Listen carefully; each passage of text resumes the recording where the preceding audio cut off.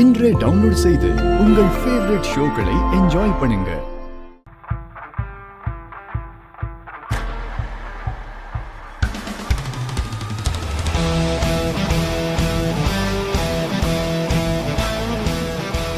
என்ன இவன், நான் எதை செஞ்சாலும் அதே செஞ்சுக்கிட்டு இருக்கான். எதிர்பாராம பண்ணிட்டு இருக்கானா இல்ல வேணும்னே பண்ணிட்டு இருக்கானா?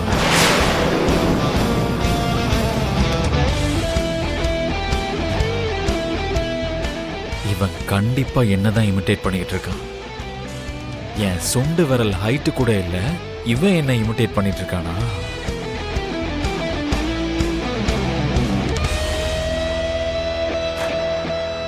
ஏய் ஏய், உன்னதான். என் பேரு ஏஓய் கிடையாது, ஜுன்னு. பேரை சொல்லி கூப்பிடுங்க, அப்பதான் பதில் சொல்லுவேன்.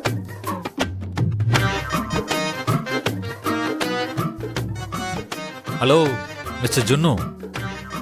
சொல்லுங்க மிஸ்டர் லக்கியோடைய டாடி. என்ன இமிட்டேட் பண்ணிட்டு இருக்க? உங்களை இமிட்டேட் பண்றதுக்கு நீங்க என்ன சினிமா ஸ்டாரா இல்லனா பெரிய பாப் ஸ்டாரா? ஆஃப்டர் ஆல் லக்கியோடைய ஃபாதர். அதுவும் இல்லாம உங்களை பார்த்து இமிட்டேட் பண்ற அளவுக்கு என்ன இருக்கு? உங்க வாக்கிங்லயும் ஸ்டைல் இல்ல, நீங்க பேசுற ஸ்லாங் கூட எனக்கு பிடிக்காது.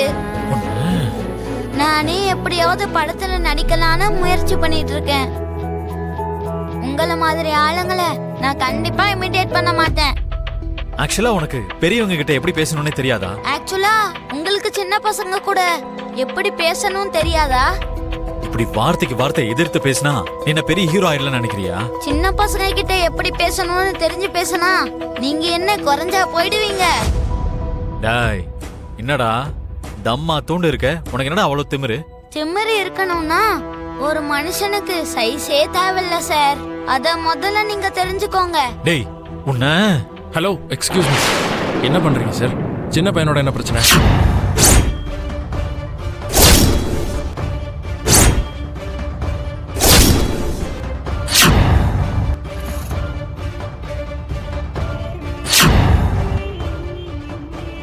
அர்ஜுன், மித்ரா, இங்க பாருங்க அர்ஜுன், பசங்களை எப்படி வளர்க்கணும்னு கொஞ்சம் தெரிஞ்சுக்கோங்க. தேவைப்பட்டா அதுக்கு சம்பந்தமான புக்ஸை கூட கொண்டு வந்து கொடுக்குறேன், படிச்சுக்கோங்க. யாரை எப்படி வளர்க்கணும், யாரை எந்த இடத்துல வைக்கணும்னு எனக்கு நல்லாவே தெரியும். இதை பத்திலாம் என்கிட்ட நீ சொல்ல வேண்டிய அவசியமே இல்லை. சரியா போச்சு. இவனுக்கு இவ்வளோ திமிரு எங்கிருந்து வந்ததுன்னு நினைச்சிட்டு இருந்தேன், உங்ககிட்ட இருந்தா வந்திருக்கு. That is none of your business Mitra. Juno, ஸ்கூலுக்கு டைம் ஆச்சு, வா கிளம்பலாம்.